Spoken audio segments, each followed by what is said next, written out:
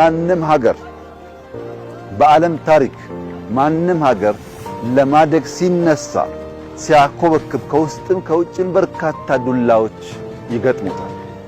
መነሳትን ይሁን ብሎ የሚቀበል ሰው የለም። ሊነሳ የወደደ ሊነሳ የፈቀደ የጨከነ ግን ጆሮውን ደፍኖ አይኑን ከዓላማው ከፍላጎቱ ከራእዩ ሳይነቅል ተክቶ ከሰራ ካለምንም ጥርጥር ያሳካዋል። ቻይና አሳክታለች፣ ኮሪያ አሳክታለች፣ ሲንጋፖር አሳክታለች፣ አሜሪካ አሳክታለች፣ ጀርመን አሳክታለች። ኢትዮጵያ ከማንም አታንስም፣ እናሳካዋለን።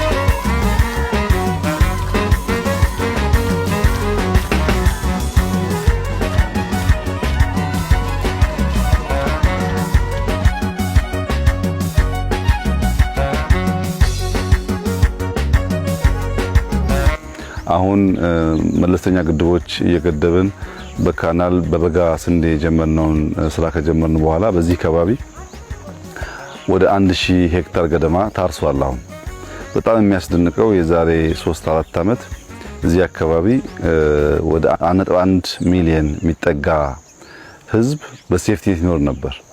አሁን 74%ቱ ነፃ ወጥቷል።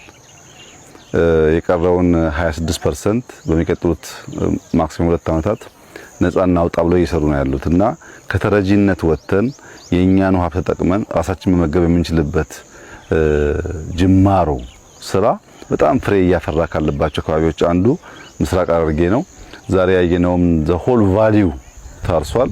ስንዴው ለአጨዳ ደርሷል። ይሄ በጣም ተስፋ ሰጪ ጅማሮ ነው። ይሄ የሚያሳየው በሀገር ደረጃ ሊታረሱ የሚችሉ ጎርጆች የተደበቁ ቦታዎች እንዳሉና እነዚያን ቦታዎች በተቻለ መጠን ውሃ አድርሰን ብናርስ በአመት 2-3 ማምረት የሚያስችል አቅም እንደምንፈጥር ያላየናቸው የተሆናቸውን ቦታዎች ማስታወስ መሬት ጦም ማደር የለበትም ብለን አስበን የጀመርነው ስራ እያስገኘ ያለው ፍሬ በጣም ተስፋ ሰጪ ስለሆነ ሁሉም አካባቢ